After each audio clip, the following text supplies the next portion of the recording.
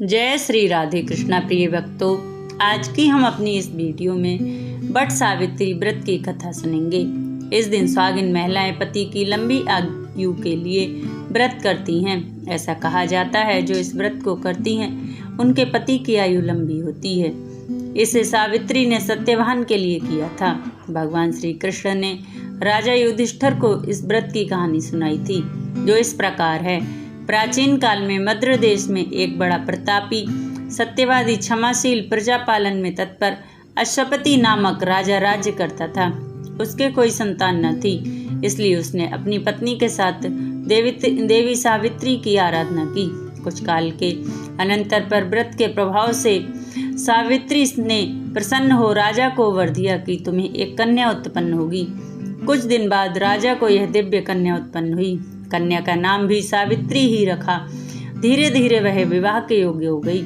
सावित्री ने भी भृगु के उपदेश से सावित्री का व्रत किया था। एक दिन वह पिता के पास गई और प्रणाम करके बैठ गई। पिता ने सावित्री को विवाह योग्य जानकर अमात्यों से उसके विवाह के लिए कोई योग्य किसी श्रेष्ठ वर को ना देखकर पिता अश्वपति ने सावित्री से कहा, पुत्री, तुम वृद्धजनों तथा अमात्यों के साथ जाकर स्वयं ही अपने अनुरूप कोई वर देख लो। सावित्री भी पिता की आज्ञा से राजर्षियों के आश्रमों, सभी तीर्थों और तपोवनों में घूमती हुई तथा वृद्ध ऋषियों का अभिनंदन करती हुई वह मंत्रियों सहित पुनः अपने पिता के पास लौट आई। सावित्री ने देखा कि राजसभा में देवर्षि नारद बैठे हुए हैं। सावित्री ने देवर्षि नारद को प्रणाम और पिता को प्रणाम कर अपना वृत्तांत इस प्रकार बताया। महाराज, शाल्व देश में धूम्रसेन नाम के एक धर्मात्मा राजा हैं। उनके सत्यवान नामक एक पुत्र का मैंने अपना वर चुना है। सावित्री की बात सुनकर देवर्षि नारद कहने लगे, हे राजन, इसने बाल्य स्वभाववश उचित फैसला नहीं लिया।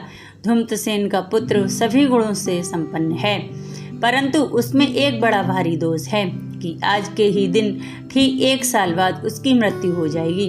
देवर्षि नारद की वाणी सुनकर राजा ने सावित्री से किसी अन्य वर को ढूंढने के लिए कहा। सावित्री बोली कि राजाओं की एक ही बात होती है। पंडित जन एक ही बार बोलते हैं, कन्या भी एक ही बार बरती है। ये तीनों बातें बार बार नहीं होती। सत्यवान दीर्घायु हो या अल्पायु, निर्गुण हो या गुणवान, मैंने तो उसका वर्ण कर ही लिया है। अब मैं दूसरे पति को कभी नहीं चुनूंगी। जो कहा जाता है उसका पहले विचार पूर्वक मन में निश्चय कर लिया जाता है, और जो वचन कह दिया जाए वही करना चाहिए। नारद जी ने कहा, राजन, आपकी कन्या को यही अभीष्ट है, तो इस कार्य में शीघ्रता करनी चाहिए। आपका यह दान कर्म निर्विघ्न संपन्न हो।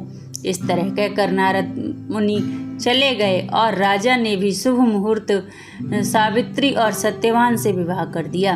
परंतु नारद मुनि की वाणी सावित्री के हृदय में खटकती रहती थी। जब 1 साल पूरा होने को आया, तब सावित्री ने विचार किया कि अब मेरे पति की मृत्यु का समय समीप आ गया है। यह सोचकर सावित्री ने भाद्रपद मास के शुक्ल पक्ष द्वादशी से 3 रात्रि का व्रत ग्रहण कर लिया और वह भगवती सावित्री का जप, ध्यान, पूजन करती रही। उसे यह निश्चय था कि आज के चौथे दिन सत्यवान की मृत्यु होगी। सावित्री ने 3 दिन रात नियम से व्यतीत किए। चौथे दिन देवता पितरों को संतुष्ट कर उसने अपने ससुर और सास के चरणों को प्रणाम किया। सत्यवान ने सावित्री से कहा, वन में जाने के लिए अपने सास ससुर से पूछ लो। वह पूछने गई। पहले तो सास ससुर ने मना किया, किंतु सावित्री के बार बार आग्रह करने पर उन्होंने आज्ञा दे दी। दोनों साथ साथ वन में गए। सत्यवान ने वहां काष्ठ काट कर बोला, परंतु कुछ समय बाद ही उसके मस्तिष्क में महान वेदना उत्पन्न हुई। उसने सावित्री से कहा, मेरे सिर में बहुत व्यथा है, इसलिए थोड़ी देर विश्राम करना चाहता हूँ। सावित्री अपने पति के सिर को अपनी गोदी में लेकर बैठ गई। इतने में ही यमराज वहां आ गए। सावित्री ने उन्हें देखकर प्रणाम किया और कहा, हे प्रभु, आप देवता, दैत्य, गंधर्व आदि में से कौन हैं? मेरे पास क्यों आए हैं? धर्मराज ने कहा, सावित्री, मैं संपूर्ण लोकों का नियमन करने वाला हूँ। मेरा नाम यम है। तुम्हारे पति को आयु समाप्त हो गई है, परंतु तुम पतिव्रता हो, इसलिए मेरे दूत इसको न ले जा सके, अतः मैं स्वयं ही यहाँ आया हूँ। इतना कहकर यमराज ने सत्यवान के शरीर से पुरुषों को खींच लिया और उसे लेकर अपने लोक को चल पड़े। सावित्री भी उनके पीछे चल पड़ी। बहुत दूर जाकर यमराज ने सावित्री से कहा, पतिव्रते, अब तुम लौट जाओ, इस मार्ग में इतनी दूर कोई नहीं आ सकता। सावित्री ने कहा, महाराज, पति के साथ आते आते मुझे कोई ग्लानि नहीं हो रही है और ना ही कुछ परेशानी हो रही है। मैं बहुत सुखपूर्वक चल रही हूँ। जिस प्रकार स्वजनों की गति संतवाड़ी का आधार वेद है, शिष्यों का आधार गुरु और सभी प्राणियों का आश्रय स्थान पृथ्वी है, उसी प्रकार स्त्रियों का एकमात्र आश्रय स्थान उसका पति ही है, अन्य कोई नहीं। इस प्रकार सावित्री के धर्म और अर्थयुक्त वचनों को सुनकर यमराज प्रसन्न होकर कहने लगे, मैं तुमसे बहुत संतुष्ट हूँ, तुम्हें जो वर अभीष्ट हो वह मांग लो।